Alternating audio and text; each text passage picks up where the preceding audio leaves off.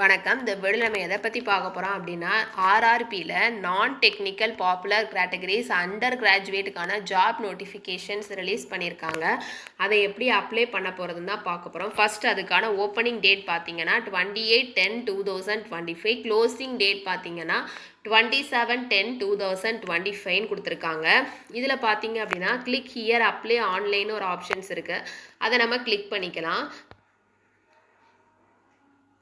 Click பண்ணிட்டோம் அப்படின்னா இதில் வந்து 3 மெத்தட்ஸ் இருக்குது நம்ம லாகின் பண்ணுறதுக்கு. ஃபஸ்ட்டு பார்த்தீங்கன்னா லாகின்.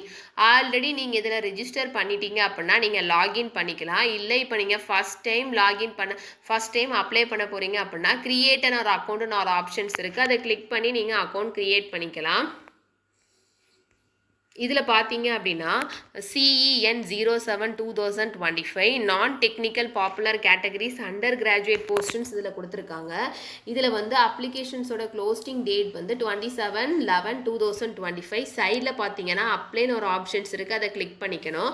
கிளிக் பண்ணிவிட்டு இதில் பார்த்தீங்க அப்படின்னா ஆல்ரெடி நீங்கள் இதை ஆர்ஆர்பிக்கு அப்ளை பண்ணியிருந்தீங்க அப்படின்னா உங்களுடைய ஆதாரை வச்சு நீங்கள் லாகின் பண்ணிக்கலாம். இல்லை ஆர்ஆர்பி அக்கௌண்ட் உங்களுக்கு இருந்துச்சுன்னா அது மூலமாக நீங்கள் லாகின் பண்ணிக்கலாம்.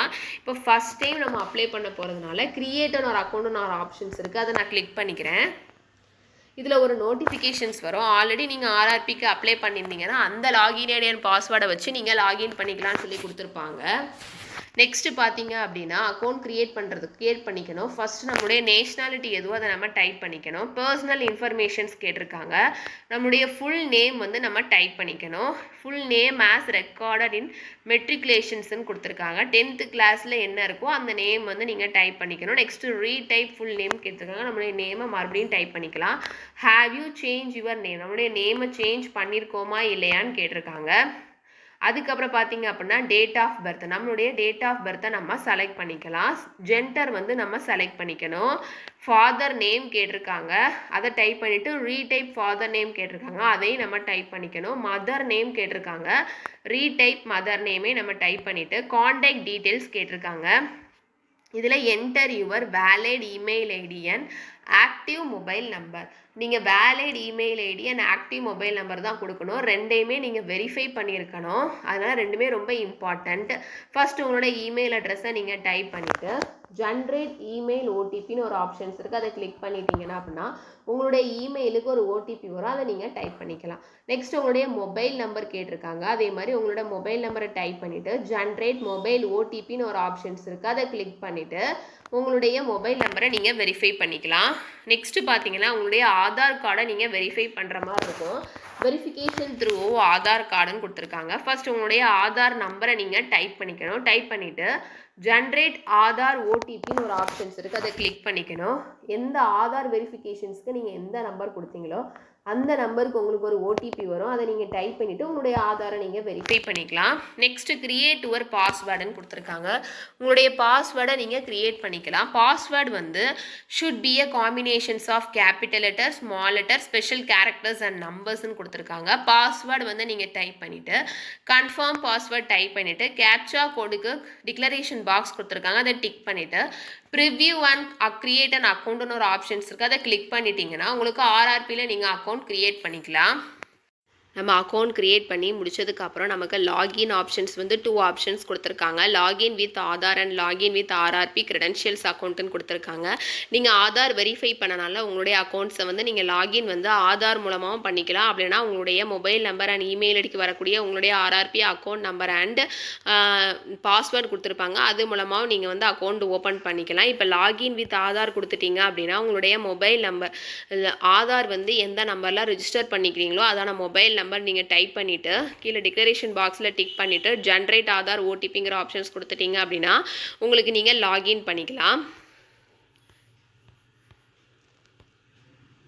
அதுக்கப்புறம் பார்த்தீங்க அப்படின்னா login with RRB account credentials வந்து நீங்கள் கிளிக் பண்ணிட்டீங்க அப்படின்னா உங்களுடைய மொபைல் நம்பர் அல்லது இமெயில் அட்ரஸை நீங்கள் டைப் பண்ணிவிட்டு உங்களுடைய பாஸ்வேர்டு உங்களுக்கு கிரியேட் பண்ண பாஸ்வேர்டு அதில் டைப் பண்ணிவிட்டு கேப்சா கோடுக்கு வந்து நம்ம டிக் பண்ணிவிட்டு லாகின்ங்கிற ஆப்ஷன்ஸ் கொடுத்துட்டோம் அப்படின்னா நமக்கு லாகின் நம்ம லாகின் பண்ணி முடிச்சதுக்கப்புறம் ஆன்லைன் அப்ளிகேஷன்ஸ் ஒரு ஃபார்ம் இருக்குது, அதை நம்ம கிளிக் பண்ணிக்கணும். கிளிக் பண்ணிவிட்டு இதில் பார்த்தீங்க அப்படின்னா CEN 07/2025 for non technical popular categories under graduation போஸ்ட்னு ஒரு ஆப்ஷன்ஸ் இருக்குது. இதுக்கான ஓப்பனிங் டேட் பார்த்தீங்கன்னா 28/10/2025, க்ளோசிங் டேட் பார்த்தீங்க அப்படின்னா 27/10/2025. இதில் 2 டிக்ளரேஷன் பாக்ஸ் இருக்குது, அதை டிக் பண்ணிவிட்டு நெக்ஸ்ட்டுங்கிற ஆப்ஷன்ஸ் கொடுத்துட்டோம் அப்படின்னா நமக்கு வந்து டீட்டெயில்ஸ் எல்லாமே நமக்கு ஃபில்அப் பண்ண வேண்டியது இருக்கும். ஃபர்ஸ்ட் நம்முடைய ஜென்ரல் இன்ஸ்ட்ரக்ஷன்ஸ் எல்லாமே நம்ம ஃபில்அப் பண்ணணும்.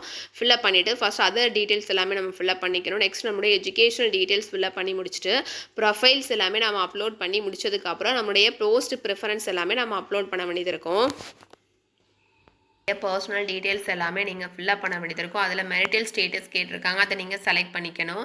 நெக்ஸ்ட்டு ரிலீஜியன் கேட்டிருக்காங்க, அதை நீங்கள் செலக்ட் பண்ணிக்கணும். நெக்ஸ்ட்டு மதர் டங் கேட்டிருக்காங்க, அதை செலக்ட் பண்ணிவிட்டு choice of language for examinations கேட்டிருக்காங்க. அதில் நீங்கள் உங்கள் எக்ஸாமினேஷன்ஸ்க்கு எந்த லாங்குவேஜ் கன்வீனியண்ட்டாக இருக்கோ அதை நீங்கள் செலக்ட் பண்ணிக்கணும். Permanent visible mark of identifications 1 கேட்டிருக்காங்க, உங்களுடைய பெர்மனன்ட் விசிபிள் மார்க் எதுவோ அதை நீங்கள் டைப் பண்ணிக்கணும். 2 கேட்டிருக்காங்க, அதையும் நீங்கள் டைப் பண்ணிவிட்டு கம்யூனிட்டி டீட்டெயில்ஸ் கேட்டிருக்காங்க, அதை நீங்கள் செலக்ட் பண்ணிக்கணும். நெக்ஸ்ட் வந்து போஸ்டல் அட்ரஸ் டீட்டெயில் கேட்டிருக்காங்க, present address and permanent address ரெண்டுமே நம்ம டைப் பண்ணிக்கணும். ரீசெண்டாக இப்போ நீங்கள் எங்கே இருக்கீங்களோ அதை ப்ரெசென்ட் அட்ரஸில் டைப் பண்ணிவிட்டு உங்களுடைய பெர்மனன்ட் அட்ரஸ் எதுவோ அதை நீங்கள் டைப் பண்ணிக்கணும். இதில் வந்து ரெண்டுமே சேம் அப்படின்னா இதில் டிக்ளரேஷன் பாக்ஸில் டிக் பண்ணிட்டீங்கன்னா இதில் இருக்கிறது எல்லாமே இதில் காப்பியாகி பேஸ்ட் பண்ணிக்கலாம். எல்லாமே நம்ம டீட்டெயில்ஸ் எல்லாமே ஃபில்அப் பண்ணி முடிச்சதுக்கப்புறம் சேவ்னு கொடுத்துட்டோம் அப்படின்னா நமக்கு டீட்டெயில்ஸ் எல்லாமே நமக்கு சேவ் ஆகிடும். நெக்ஸ்ட் பார்த்தீங்க அப்படின்னா நெக்ஸ்ட்டுங்கிற ஆப்ஷன்ஸ் கொடுத்துட்டிங்கன்னா உங்களுடைய அதர் இன்ஃபர்மேஷன் டீட்டெயில்ஸ் எல்லாமே நீங்கள் ஃபில்அப் பண்ண வேண்டியிருக்கும். நம்மளுடைய பர்சனல் டீட்டெயில்ஸ் எல்லாமே ஃபில்அப் பண்ணி முடிச்சதுக்கப்புறம் நம்ம அதர் டீட்டெயில்ஸ் இன்ஃபர்மேஷன்ஸ் எல்லாமே நம்ம ஃபில்அப் பண்ணிக்கணும். ஆர் யூ எக்ஸ் சர்வீஸ் மேனான்னு கேட்டிருக்காங்க. எக்ஸ் சர்வீஸ் மேனாக இருந்தீங்கன்னா எஸ்ங்கிற ஆப்ஷன்ஸ் கொடுத்துக்கலாம், இல்லை நோங்கிற ஆப்ஷன்ஸ் கொடுத்துக்கலாம். பர்சன்ஸ் வித் பெஞ்ச் மார்க் டிசபிலிட்டியாக இல்லையான்னு கேட்டிருக்காங்க. நெக்ஸ்ட்டு பார்த்தீங்க அப்படின்னா எக்கனாமிக்கலி பேக்வர்ட் கிளாஸ் டீட்டெயில்ஸ் எல்லாமே கேட்டிருக்காங்க. அதில் பார்த்தீங்கன்னா are you eligible to avail the fee concessions under EBC. Economically backward class எஸ்ங்கிற ஆப்ஷன்ஸ் கொடுத்துட்டிங்கன்னா உங்களுக்கு ஃபீ கான்செஷன்ஸ் கொடுப்பாங்க. அதுக்கான சர்டிஃபிகேட்ஸ் வந்து நீங்கள் இதில் அப்லோட் பண்ண வேண்டியது இருக்கும். நெக்ஸ்ட் பார்த்தீங்க அப்படின்னா details of serving railway application கொடுத்துருக்காங்க. Are you employee in Indian railways, நீங்கள் வந்து இந்தியன் ரயில்வேஸோட எம்ப்ளாயான்னு கேட்டிருக்காங்க. எஸ் இருந்தீங்கன்னா எஸ்ங்கிற ஆப்ஷன்ஸ் கொடுத்துக்கலாம். நெக்ஸ்ட் பார்த்தீங்க அப்படின்னா பேங்க் அக்கௌண்ட் டீட்டெயில்ஸ் எல்லாமே இதில் கேட்டிருக்காங்க. இதில் வந்து only account number and IFSC code are used for refund பர்பஸ்க்காக தான் கேட்டிருக்காங்க. இதில் refund for fee account holder name கேட்டிருக்காங்க. அக்கௌண்ட் ஹோல்டர் நேம் வந்து நம்ம டைப் பண்ணிக்கணும். நெக்ஸ்ட் நம்முடைய அக்கௌண்ட் நம்பர் வந்து நம்ம டைப் பண்ணிக்கணும். Next confirm refund of fee bank account number மறுபடியும் நம்ம டைப் பண்ணிக்கணும். ரீஃபண்ட் ஆஃப் ஐஎஃப்எஸ்சி கோட் எதுவோ அதை நம்ம டைப் பண்ணிவிட்டு பேங்க் நேம் ஆட்டோமேட்டிக்காக நீங்கள் வந்து ஐஎஃப்எஸ்சி கோட் டைப் பண்ணோன்னே உங்களுடைய பேங்க் நேம் அண்ட் அட்ரஸ் வந்து உங்களுக்கு வந்துடும். இதில் சேவ் அண்ட் நெக்ஸ்ட்டுங்கிற ஆப்ஷன்ஸ் கொடுத்துட்டீங்கன்னா உங்களுடைய அதர் டீட்டெயில்ஸ் எல்லாமே உங்களுக்கு சேவ் ஆகிடும். நம்மளுடைய personal details and other details எல்லாமே ஃபில்அப் பண்ணி முடிச்சதுக்கப்புறம் நம்மளுடைய எஜுகேஷனல் டீட்டெயில்ஸ் எல்லாமே நம்ம ஃபில்அப் பண்ணணும். இதில் ஃபஸ்ட்டு பார்த்தீங்க அப்படின்னா 10th குவாலிஃபிகேஷன்ஸ் 10th வந்து நம்ம செலக்ட் பண்ணிக்கணும். அதில் சைடில் ஆடுன்னு ஒரு ஆப்ஷன்ஸ் இருக்கும், அதை நீங்கள் கிளிக் பண்ணிட்டீங்கன்னா உங்களோட டீட்டெயில்ஸ் எல்லாமே இப்படி வரும். இதில் குவாலிஃபிகேஷன்ஸில் நீங்கள் செலக்ட் பண்ணிக்கணும். செலக்ட் பண்ணிவிட்டு இதில் பார்த்தீங்க அப்படின்னா ஸ்டேட் என்ன நீங்கள் செலக்ட் பண்ணிக்கணும். நெக்ஸ்ட்டு பார்த்தீங்கன்னா டிஸ்ட்ரிக்ட், அதுக்கப்புறம் எந்த போர்டில் நீங்கள் முடிச்சிருக்கீங்களோ அந்த board number, date of passing எந்த இயரில் நீங்கள் வந்து 10th பாஸ் பண்ணியிருக்கீங்களோ அந்த, அதுக்கப்புறம் பார்த்தீங்கன்னா ரோல் நம்பர் கேட்டிருக்காங்க. அதுக்கப்புறம் வந்து SSLC matriculations SSC 10th class certificate serial number, உங்களுடைய சீரியல் நம்பர் எதுவும் நீங்கள் செலக்ட் பண்ணிவிட்டு நெக்ஸ்ட்டுங்கிற ஆப்ஷன்ஸில் சேவுங்கிற ஆப்ஷன்ஸ் கொடுத்துனீங்கன்னா உங்களோட டீட்டெயில்ஸ் எல்லாமே உங்களுக்கு சேவ் ஆகிடும். நம்மளுடைய 10th குவாலிஃபிகேஷன் டீட்டெயில்ஸ் எல்லாமே நம்ம ஃபில்அப் பண்ணி முடிச்சதுக்கப்புறம் அதுக்கப்புறம் நம்ம குவாலிஃபிகேஷன்ஸில் செலக்ட்னு ஒரு ஆப்ஷன்ஸ் இருக்குது. 12 +2 ஸ்டேஜ் ஆர் இட்ஸ் ஈக்குவலன்ட்டுன்னு கொடுத்துருக்காங்க. +2 முடித்தவங்க +2 டீட்டெயில்ஸ் எல்லாமே நீங்கள் அப்ளை பண்ணிக்கலாம். அப்படி இல்லைனா டிப்ளமோ முடித்தவங்க அதோட டீட்டெயில்ஸ் எல்லாமே நீங்கள் அப்ளை பண்ணிக்கலாம். அதுக்காக டிசிப்ளின் அண்ட் சப்ஜெக்ட்னு கேட்டிருக்காங்க. எனி டிசிப்ளின் வந்து இதுக்கு அப்ளை பண்ணலாம், அதனால் அதை நீங்கள் செலக்ட் பண்ணிக்கலாம். நெக்ஸ்ட்டு ஸ்டேட் கேட்டிருக்காங்க. செலக்ட் ஸ்டேட் வந்து நம்ம செலக்ட் பண்ணிக்கணும். நெக்ஸ்ட்டு டிஸ்ட்ரிக்ட் கேட்டிருக்காங்க, அதையும் நம்ம செலக்ட் பண்ணிக்கணும். போர்டு கேட்டிருக்காங்க, எந்த போர்டில் நீங்கள் முடிச்சிங்களோ அந்த போர்டை நீங்கள் டைப் பண்ணிக்கணும். டேட் ஆஃப் பாசிங் கேட்குறாங்க, எந்த இயரில் நீங்கள் பாஸ் பண்ணிங்களோ அந்த இயரை வந்து நீங்கள் செலக்ட் பண்ணிக்கணும். நெக்ஸ்ட்டு பர்சன்டேஜ் கேட்டிருக்காங்க, அதையும் நீங்கள் டைப் பண்ணிக்கணும். Do you have typing proficiency English and Hindi on கம்ப்யூட்டர்னு கேட்டிருக்காங்க. ஒன்று இங்கிலீஷ் அல்லது ஹிந்தி உங்களுக்கு டைப்பிங் ப்ரொஃபிஷியன்சி இருந்துச்சுன்னா எஸ்ங்கிற ஆப்ஷன்ஸ் கொடுத்துக்கணும். அப்படி இல்லைனா நோங்கிற ஆப்ஷன்ஸ் கொடுத்துக்கலாம். கொடுத்துட்டு ஆடும் கொடுத்துட்டீங்க அப்படின்னா உங்களுக்கு +2 டீட்டெயில்ஸ் எல்லாமே உங்களுக்கு ஆட் ஆகிடும்.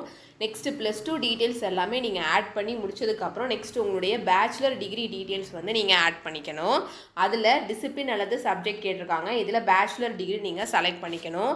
Name of the courses exciting on the certificate, உங்களோட சர்டிஃபிகேட்டில் அந்த கோர்ஸ் நேம் என்ன இருக்கோ அதை நீங்கள் அதில் டைப் பண்ணிக்கணும். அப்புறம் ஸ்டேட் கேட்டிருக்காங்க, அதை நீங்கள் அதில் செலக்ட் பண்ணிக்கணும். டிஸ்ட்ரிக்ட் கேட்டிருக்காங்க.